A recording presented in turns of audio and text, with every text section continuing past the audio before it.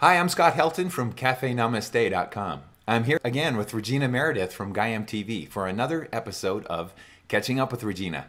And with that, we're going to dive right in. Hi, Regina. How are you? Good, Scott. How are you doing? I'm great. It's good to see you again. It's good to see you as well. I hear you just got back from Mexico. Is that right? Indeed. I decided to take a little break from life and went to San Miguel de Allende, which I absolutely fell in love with.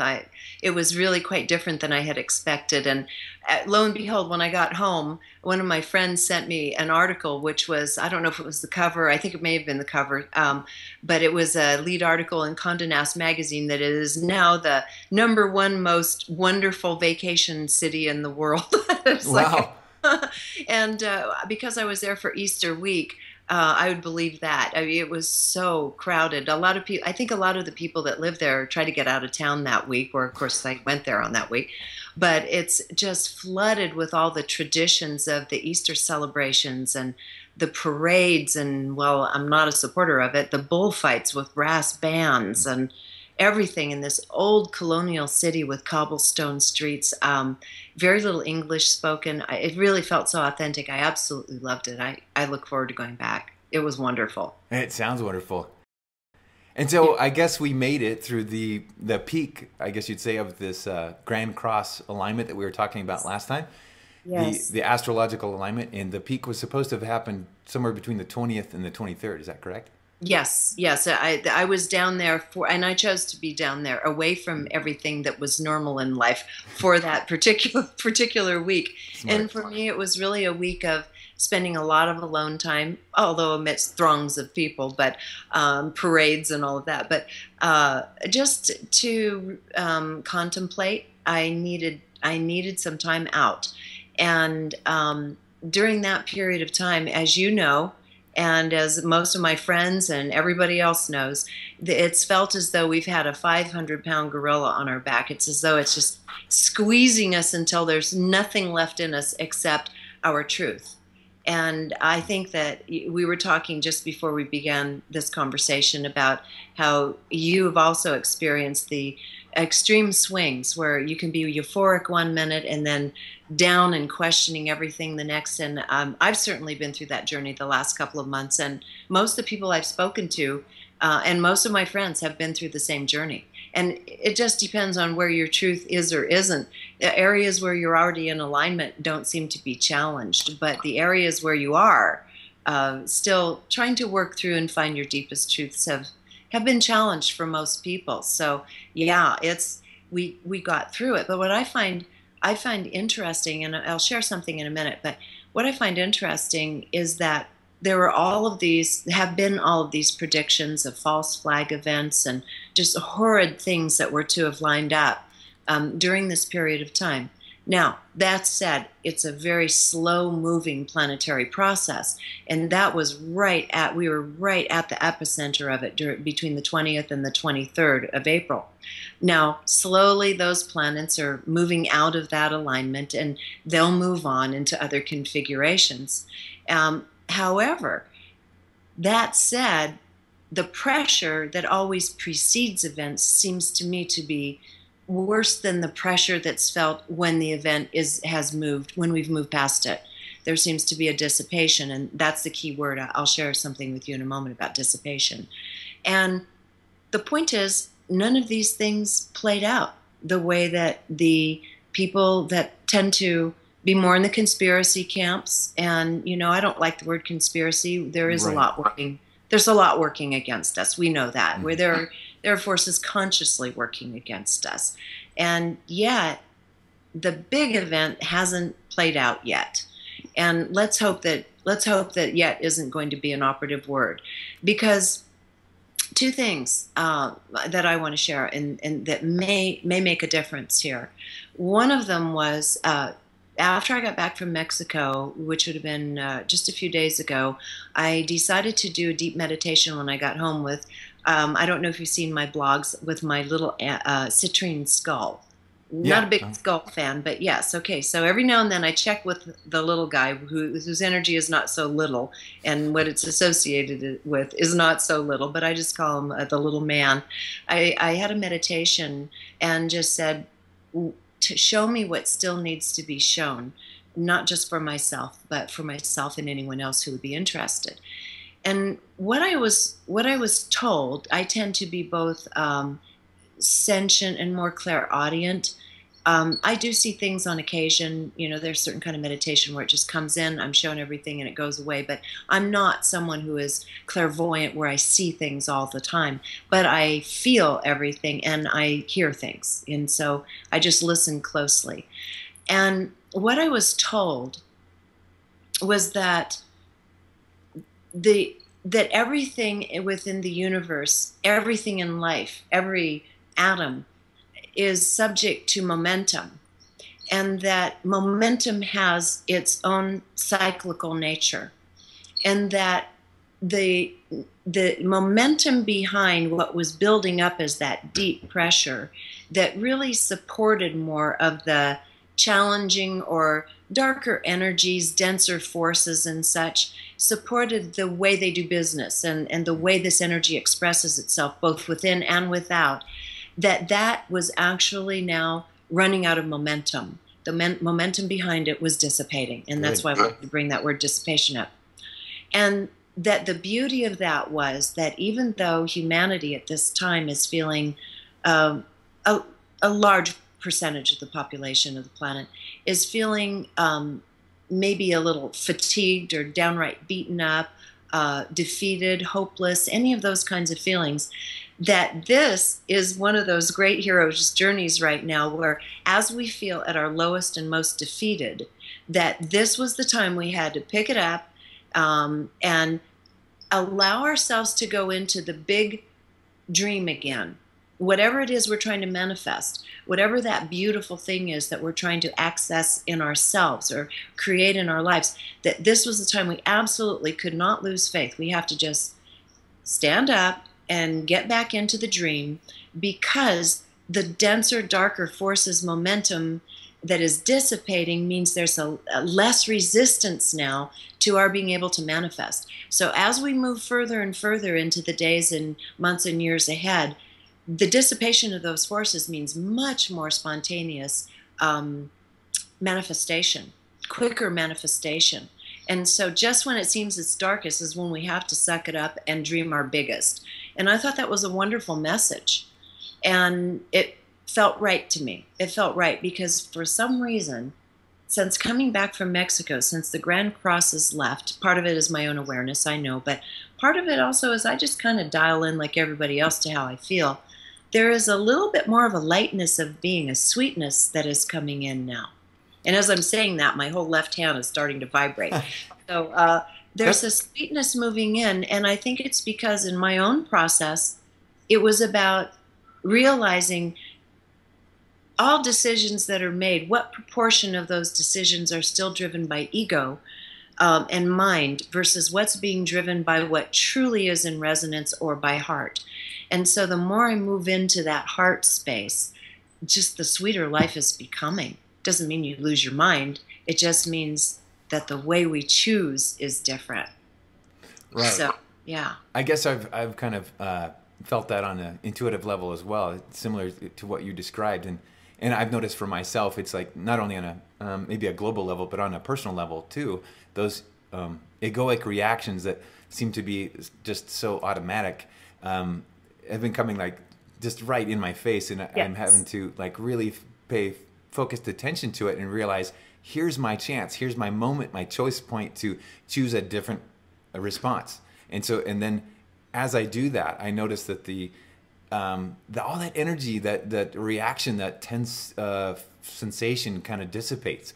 And then it doesn't affect me near as much after that, or that's been the process. So that's interesting. That's perfect. That's just what we're all supposed to be doing is, that's what we want, is that energy was to force the ego right up here. Yeah. Just, oh God, that's one of those reactions. That doesn't feel good. And so for any of us that have been challenged, our egos have been challenged, our old ways of doing things have been challenged, and we're actually getting it, we're feeling it, we're noticing it, we're reacting to it, we're choosing to react differently. Not Saturn, but the Grand Cross has done its job. Yeah, I mean, it was all... he got Saturn going too. Saturn right on, in my seventh house in Scorpio on top of my Sun, Venus, and Mercury. So all relationships were, in that squeeze, and you get to see where your true resonances are. So I'm with you on that totally. Yeah, you're saying you had a double whammy there with the specific alignment to your chart. So. Well, and Barbara Handclough did a beautiful assessment, wrote up a beautiful assessment, which I believe I posted on my page, of the Grand Cross. And at the very end, it talks about this piece about Saturn at 22 degrees, sitting there. Well, that's exactly where all my stuff was. And she had done a reading for me and said, whoa, you get double. But, not only did I survive it, I feel great. I feel as though the old things that we've drawn into our lives, and me, and on a personal level too, that I've drawn into my life, aren't. There's no resonance for them now. They're just things I don't choose anymore. Certain kinds of ways of being with people, I just don't choose anymore. And so it took that kind of pressure to realize what I didn't want. Yeah, so, it's like you can't avoid it. You have to be consciously aware and dealing with it. So yes. And I just wanted to, there's one other little piece. Yesterday I was being interviewed, and I was part of the Theo live show, where I'm there with Theo, the Theo group, and Marcus and Sheila as the guest of the day. And they do a little interview with me, and then I ask questions of Theo and we chat. And one thing that the Theo group had been talking about recently, and wanted to reiterate, because Marcus had asked me about this experience, my own experience. I said, well, I had this meditation with my little guy. And he said, although it's different languaging, it's exactly what the Theo group has been saying, which is that that the energy they talk about is, they call it the fifth dimensionary energy, that finer frequency energy as we go through this subdimensional shift on this planet was already in place. Now, any pain we're feeling is because we're choosing to hold on to old patterns and negativity. It's not because the energy is supporting it anymore. It's not supporting that kind of dense behavior in our life. Nothing is supporting clinging to the old ways. That's going to be scary for people, because it's going to be bringing up a new paradigm that has totally new kinds of relationships in it. And we have been under a very, we have been under the influence of such strict, such strict morality, behavioral patterns, and so forth within relationships, that it's not being supported by the new energy. We have to find new terms for relationships, new ways of dealing with each other, new ways of coming outside the box, and that's something that I'm very interested in, because we have friends that we don't even know what to call each other anymore, especially between men and women, where you may not be partners, you may not be lovers, but you're not exactly buddies, and there's some other zone that we don't allow for anymore in life, that can't be allowed for under the Judeo-Christian ethic that this country is under, or whether it's under the Muslim culture and other cultures around the world. We're not permitted, even in the Hindu culture. So now we have to branch out and say love is love in all of its forms. You can fall in love with a little 7-year-old kid you meet on the street, and we have to start honoring love and relationship in a brand new way, on a level of just pure heart resonance, without having boxes and labels around it. Yeah, I welcome that shift as well. Yeah, because love is wonderful. It's what the universe. It's called the physicist William Tiller calls love the universal solvent. That's what it's all about. That's what life is about. And that we have so many boxes around what love is does not work at all anymore. Right. So it's time to get rid of the labels and the judgments or whatnot. But and I hear that same message from so many different angles, so many different sources that say it's all about that love, that feeling and vibration of love, and coming back to that. But yes, and like little Ernesto here, he just jumped up next to me. He always wants to be part of everything. Here, come here, Ernie. Ernie's on your lap there? Or? Oh, there's Ernie. Yeah, Ernie wants to be part. Angel's on the other side, but Ernie wants to be part of the conversation. He's a lover. He looks like it.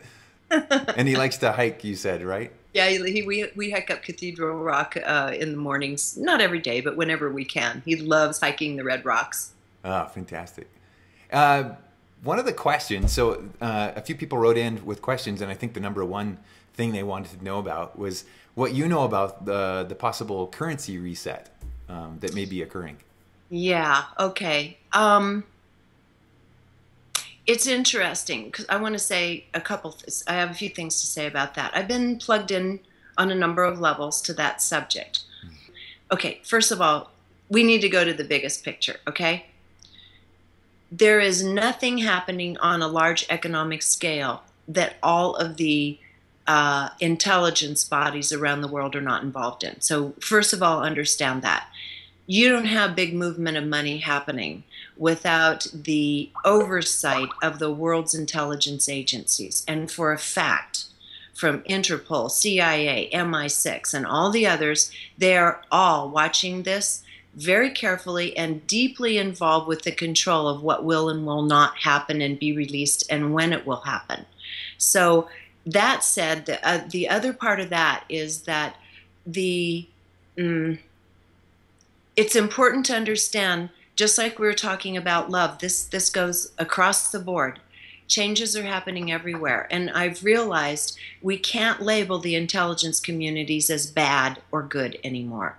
They're made of individuals, and there are factions within these organizations that are there for what they think are the truest reasons, to keep stability, to keep a certain level of peace and so forth going in the world. There are other factors that in there and other individuals that are more, disturbing. It would prefer to see other things happen. So just because I'm saying that the intelligence communities are involved does not mean that's a bad thing. It means that they're watching closely, and nothing's going to happen without their input. So you've got that. You have, as you know, there have been a lot of suicides. We shall say we also have seen a lot of bankers at high levels suicided lately.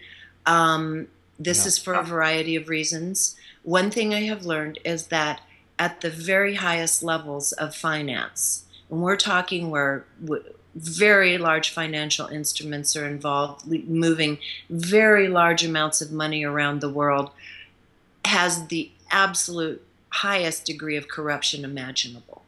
We look at drug cartels, out of countries south of the border and think of that as corruption. No, what happens at the highest banking levels is as bad or far worse than that. And again, reformation is happening at the top. There are people who are being taken out through a variety of means, not necessarily killed, but are being removed. There are factions at the top that understand this is depleting the planet. It's squeezing the blood out of the planet the way the banking industry has happened. Countries like Iraq have been ruined. Their currency, which was a vital, healthy currency, in a country that had its own sophisticated culture, along with Iran, that country has been ruined as a result of our coming into the country, creating that war, and then devaluing their currency down to nothing. They have nothing. And so, of course, the dinar is the hot topic, and also the Vietnamese dong. And it is being said, and I can only say being said because no one knows the truth except perhaps a handful of people on the planet. I don't know. No one really knows the truth about when these revals are going to happen. But from my understanding, the best I can understand, they are going to happen. They have to happen. Countries need to be made whole again. But at the same time, whoever it is that's doing oversight around this planet is not going to allow for someone who has no understanding of money, who's been buying up some dong or dinar, to suddenly have billions of dollars in their hands to play with and do what they want. My understanding of it is, at the highest level I have access to, that there will probably be some kind of rolling out, oversight, meeting out at some level on this. Now, that may not be right, and I'm only speaking in terms of what I've been told, and that's all I have access to, and from various sources. I'm just going with the best of what I know at the moment, and with my own logic. And it makes sense, because if you have people who don't understand how to use financial instruments, who are suddenly billionaires and decide they're going to invest in, a water company and short a stock in a particular country or something, you can start unsettling world economies even worse in a sense. You know what I mean? Right. If you don't know how to do finances, that's not a skill of yours, and you suddenly have gajillions of dollars at your fingertips. What does that do too? Not that I would mind that. I too have bought dinar and dong. I wouldn't mind having gajillions of dollars at my fingertips. But the larger point is that there may be a little more oversight over the release of that than we're anticipating, is what I'm saying. Doesn't mean it won't happen. Doesn't mean it won't be beneficial. Doesn't mean there aren't people who won't make some money. I mean, last estimate I heard is there are about 5 million people around the planet who've already invested in dinar, for example. So it's not a large group of people, but some of the people that ask that question obviously have dinar or dong or both or other currencies as well. Are looking at it, yeah. And again, I mean, to see what's going on in between Russia and the U.S. and the BRICS coalition, I'm always wondering what's going on behind the scenes there, and yes. Is that going to have some effect with the and almost no one is really privy to what is going on behind the scenes. The reason is because part of the job of the intelligence communities is to create a lot of disinformation, which they're doing. Yeah. And so you really have to be pretty deeply psychic, I think, to be able to kind of dial into movement of things, which is all subject to last minute manipulation anyway. Look at the gold and silver market. My God. Right. The physical shortage of this stuff, the commodity that it is, what's happening in India with people who are willing to pay fines and go on the black market just to buy the stuff. Yet its value is down, 20-30% from a year ago? Yeah, it doesn't make any sense logically. And I mean, Andy Hoffman has talked to me about the notion that there almost needs to be two markets, a physical market and then a paper market. The paper market is completely manipulated, but it sets the price for the physical market. Right. It doesn't make any sense. Makes no sense. Theoretically, by all the estimates of people who are looking at real values, inflation, and so forth, gold should be well over 2,000, 2,500 by now, easily. And it's sitting there at what? I don't know, $1,300 or something? Yeah. Down from a high of 1,900. So nothing, everything's upside down. It's Alice's looking glass. This whole thing, revaluations, the metals, precious metals, all of it is upside down. And so all you can do is use your intuition. And I'd say, just be diversified, be patient. And the new frequencies don't allow for greed anyway. I mean, the new frequencies coming in aren't about greed. And it doesn't mean we wouldn't all like to be a little more secure and better off. There's nothing wrong with that, because abundance is the natural state in a loving universe. I don't have any problem with that. But the greed factor of it, we have to look inside and say, what's going on? What's going on inside me with this? And each one of us has to do that when it comes to the economy, and start looking at what is of true value. Yeah, exactly. And thinking, well, what would I do with all that money? What is it that how I'd want to live my life or do differently that all that money would provide? So it's like thinking of the benefits rather than just having all this power, right? What would I do with that power? But a lot of people say if their dong or dinar came through, there are a lot of projects they'd like to invest in. And I know that at very deep levels, globally, there are things going on that are going to begin funding really amazing projects that will benefit humanity. This is all happening behind the scenes. We're actually in a very good period of time. We just can't see it yet because the other stuff is obscuring it still. It still looks like business as normal, especially if you watch mainstream media. You would never know there's any shift going on. Right. They're too busy looking at stuff like Justin Bieber and things like that. Yeah. Like, come on, there's so many things going on that we need to pay attention to. But exactly. That's why there's people like you to bring those kind of things to our awareness. So thank you. You said you've got a busy week next week full of interviews. What kind of interviews do you have set up next week? Well, on that subject, I'm going to be interviewing Carolyn Baker, And one thing that she talks about is this period of time and grace and going deeply into what and who we are in terms of true value. And apparently, from what I understand, we'll find out when we get there, but the message she has for people who are in these big life-changing situations, especially people with the money situation, who are unemployed and trying to figure out how they can create the thing they truly want. And like I said, time to dream it big right now. Just dream what you really want. She's basically giving a lot of the supportive data for that. So I'm interviewing her. I have an interview that I'm actually doing here in Sedona with Dr. James Hart later this afternoon on biocybernaut brain training, which is, you'll love it. Basically what the brain training proves, and I went through the 7-day intensive, and it was intense. It was brutal. It wasn't just intense. It was brutal. 12, 13 hours a day of brain training and evaluation, going over the polygraphs of how your brain has responded, mood tests, everything, day after day. But what the bottom line is, you can't lie to the system. And what the system shows is that when a person can release the trauma in their being, which is also trauma lives in the aura, and the aura is delicately in the matrix of the brain functioning and deeply affects brain functioning. So when you have trauma and fear living in the aura, the subtle bodies and this whole electromagnetic matrix that's working with the brain, it affects not only just your mood, but the ability of your brain to function well. And what this interview will show, and what I discovered in this training, is that by releasing the trauma through what he calls forgiveness, which I have a different feeling about the word forgiveness. But let's just say we're all understanding forgiveness for what it means, which is to understand, to accept, to let go of, and to love again. Mm-hmm.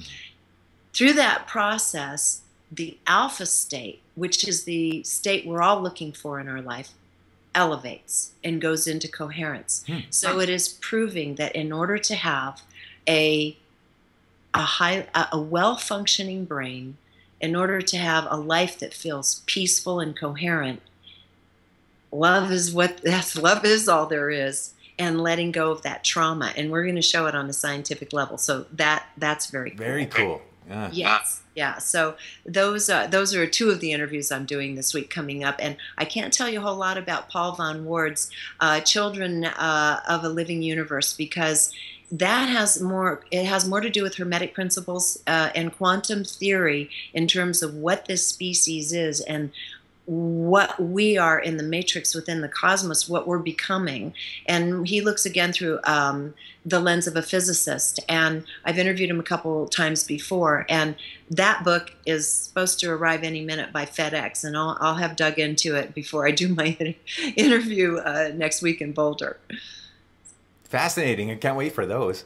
Yeah. And did you notice after you did the training, did you notice, or were you plugged into the machines to show that your alpha wave state had increased? Well, yeah, what had happened is there are different people that have different brainwave patterns that some people may be more developed in their beta functioning, which if you go to Silicon Valley, you're going to have a ton of beta function. If you go to the real geniuses like Patrick Flanagan, you're going to have very high waking delta, which means they a lot of times look like they're dreamy. Little kids a lot of times look like that. They look like they're just dreaming, but they're accessing information from everywhere. They're sponges for universal downloads. And so that's high waking delta. That's very rare. There's another pattern that they call an angel pattern that is an alpha pattern where a certain portion of the brain, the centrals in this case, have higher levels of alpha function than the occipitals, which is when you're in the early phases of this brain training. Those are the two areas they really focus on. And my brain has that angel pattern, which is people who are intuitive and who can see beyond time and space, for example. That would be that kind of functioning. Okay. And so for me to live in that kind of dreamy state where I'm feeling things, and my feelings are what I live off of. If I don't feel good about it, I don't do it. Or if I'm choosing to meditate and look beyond time and space. That stuff's of high value to me, and that's what I love doing. And so that showed up in my brain. But what happened was, that was there from the beginning. But what happened during the training is that the coherence between the right and the left central zones became much more smooth. I experienced much higher coherence on the two sides of the brain in that high alpha functioning. So I have relatively high alpha, and it just became more coherent. So yeah, that was, and it was a process of letting go of old trauma, which again feeds right into the Grand Cross: relationships, letting go of old hurts, forgiving and understanding why things went down the way they did, and then making the conscious choice that don't want to do it that way anymore, don't need it anymore. Yeah. Well, that sounds like ideally synchronistic with what's going on astrologically. It was amazing. It was something that James Hart, the doctor, just said, "Hey, why don't you come do the training? We have one open slot, so you'll know what you're talking about in the interview." And I said, "All right." I had no idea. I hadn't even looked into what it was yet. I was just curious about the subject. I thought it was maybe you go in for 2 or 3 days for a couple hours. It was 7 days, 12 hours a day. That's intense. I had no idea it was going to be so brutal, but I have to say I'm really glad I did it. It smoothed out the whole notion of relationship and what that means and what love means. I look forward to watching those. And how big of a delay is it between when you record it and then it actually shows up on Gaiam? Kind of depends on which show I'm doing, and if I've gotten behind for some reason. I got out of balance there when I was doing Healing Matrix and Open Minds, and so it was like almost the next week. But right now, I think they're debating whether this will be a Healing Matrix show, which would be my final Healing Matrix show for now, or whether it will be an Open Minds. If it's an Open Minds, it's going to probably be a month or 6 weeks out, something like that. This new round of interviews. If it's Healing Matrix, it'll be up in the next probably the next couple of weeks. Very cool. Yeah, and I'm working with Guy right now on developing a new show. So we'll see how that goes. Can't talk about it because I don't have the okay. I just have a big idea. Hey, the universe said dream, and I'm dreaming. Awesome. So it doesn't hurt to run it by them and see what we can pull out of the hat, so to speak. There you go. Well, I'll keep my fingers crossed for you. Is there anything else you'd like to share with the audience before we... Oh, yeah, one other little thing that came up during the Theo thing yesterday. I just wanted to bring this up because it's interesting. To me, it's interesting, and I've been thinking about it for a while. We did the subject on the show of Phenomena because, as you know, from my show Phenomena, though I only got to do a couple episodes of it, right. I love the subject. And so they asked me what I wanted to talk to Theo about, and I said phenomena. And one of the things I asked Theo about and received validation on is this: when we're looking at environmental degradation, one of the subjects that is very, heart-wrenching is the disappearance of species. Yeah. And as I was meditating one day, this has been a few years ago now, what I saw was some of these species, because they're disappearing so rapidly and suddenly, and we are also moving up into a new dimensional field. We can't see the beings that live just beyond the veil in the next dimensional field up from us, nor down from us. And we're transiting into a new dimensional field and have transited into a new field. And what I was shown in this particular meditation is that many of these species that we think are dying out because of environmental degradation, and there is no question we have environmental degradation that needs to be fixed, but we also have naturally occurring phenomena, was that many of these species actually have just now essentially stayed behind into another dimensional field where we have moved beyond that.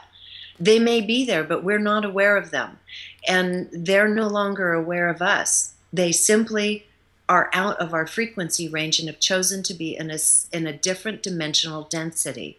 And that's why so many have disappeared so quickly, coincidentally, at the same time the Earth has moved upward in its own dimensional density.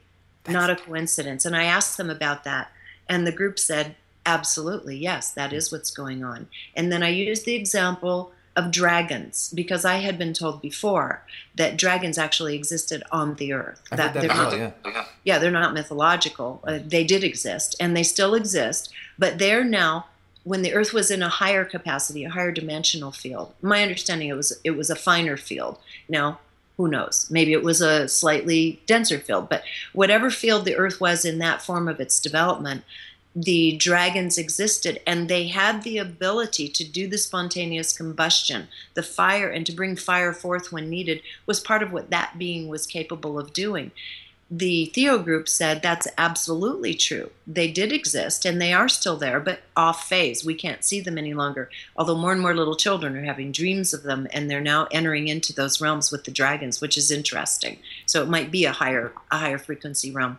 And that just as they existed at one time physically on the Earth, so many of these species that are now disappearing are also still in existence, just off phase where we can't see them, where they're existing in their own reality now. That's interesting. Their version of Earth. Yeah. And so as we raise our frequency and the planet raises its frequency, should we expect to see more creatures, or maybe ones, mythological ones that we thought were just myth, come into... Yes, there will be new species, and they are finding new species. New strange little species. That's true, yeah. Like, yeah, I've heard that as well. Okay, so as we transit, everything is just energy-based. It's only dimensional frequencies, right? Right. As we transit into higher frequencies, we're going to be seeing different kinds of beings, and we won't be able to see those who have chosen, or through the reasons of their own evolution, are choosing to stay in the old dimensional densities. And this is true of people. We're noticing a lot of people leaving the planet, a lot of people leaving their bodies, because the frequencies are too much, and they'd rather just start over with a new body down the road, or just beat it. They don't want to deal with these densities right now. The new frequencies are too much. They're not ready to make that transition, so they're leaving their bodies.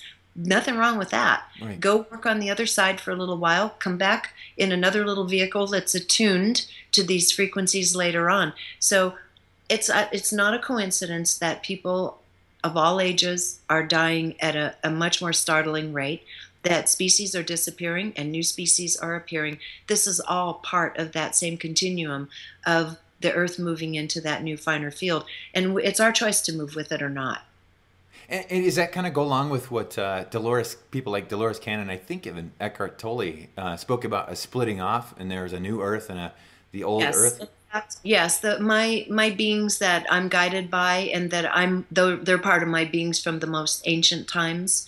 As they put it, they were talking about this more than about 35 years ago. They said the time has begun now where incarnation patterns will be broken.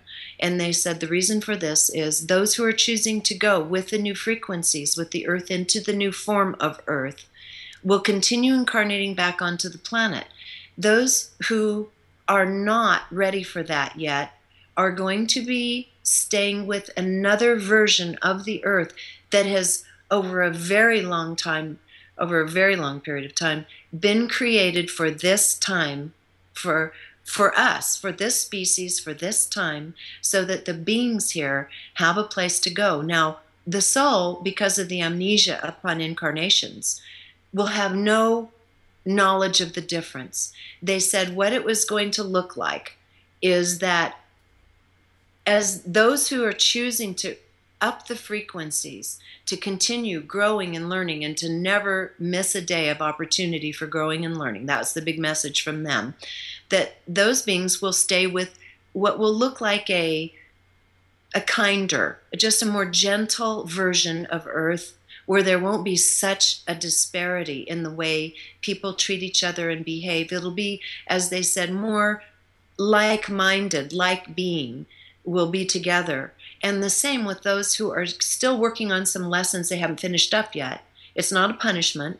There will be a place where they can enjoy Earth experience and work also with more like-minded beings, and then facilitate those lessons a lot faster, which makes sense. Yeah. It makes sense. You don't have kindergarten and graduate degrees necessarily in the same classroom, even though you're all human, you're all divine, you're all working on your stuff, but maybe the people in graduate school have been working on those particular lessons for many, many lifetimes and are starting to evolve past the need for the really excruciating, dense, violent experiences that some people may still be needing. Maybe they're newer to Earth experience and they haven't finished that up yet. And so they said, don't judge it. and when the people who have finished the lessons of a denser nature have finished, then there's nothing stopping them from coming back to this earth experience, or any of us going to some other experience somewhere else. So that's the information I was given about 35 years ago, which is playing out. And they said, for this reason, do the best you can with your families and everyone around you, because those long held incarnation patterns together are broken now, depending on the evolution of each soul. You won't be seeing them again. Wow. And so that, when Dolores told me that in an interview about the two earths, I was already very comfortable with that process and that information. So that's what I was told. And so far, I trust my beings. They haven't led me wrong yet. And so there's enough other information validating what they've said that I think I take it to the bank. And I really do look at, who am I finishing up business with? And who do I need to just give my biggest blast of love to and gratitude to? Because maybe we won't see each other again. And the reality is, we don't know who's who. Someone who seems to be really struggling with a difficult lesson may be the most evolved among us. They just chose one last hard lesson. Right. We judge each other ever. I may be going to the other place. You just don't know. That's one way of conceptualizing how these two different kind of, or multiple realities can exist. It's like they all exist. It's all right. It's like, where do you choose to put your attention, right? And because there's this splitting off occurring, and you can either, and there is no right or wrong either. That's the other concept. It's just a matter of how long it takes to get there. That's the only thing. And time doesn't even matter, because then you got to throw parallel realities and parallel universes in. So, I mean, really, I think that what my guides and beings and my soul family have told me through the years is the most correct thing that I can find, which is, don't waste a day. Learn what you can and do your best in each day. Nothing else matters. Your soul already has a plan. It's going to end up where it's going to end up. It has its own what do you call it, expiration date on it. You'll expire when your soul says you're ready to expire. And meanwhile, really enjoy the days. Beauty and friendship and laughter are a really big part of that formula, not just being in school all day. It's not just hardcore learning. I agree. Well, thank you so much, Regina. Thanks for taking time out of your busy schedule to share what's going on in your interesting world. Well, thank you. Thank you, Scott. I appreciate it. And I suppose this will be available for viewers on both of our sites in the next day or two or something. Yeah, as soon as I get it edited, I'll send you the link, and we'll get it out there. But okay, very good. Thank you. Well, I'm waiting for my book to arrive. I've got more research to do before I beat it out of town again. Yeah, I'm looking forward to those interviews. Yeah, me too. All right, Thanks. Take care, Regina. And for those of you who are watching who have a great question for Regina that you'd like to ask her, you send it to regina@cafenamaste.com, and she may answer that at an upcoming episode. So again, until next time, thanks for watching.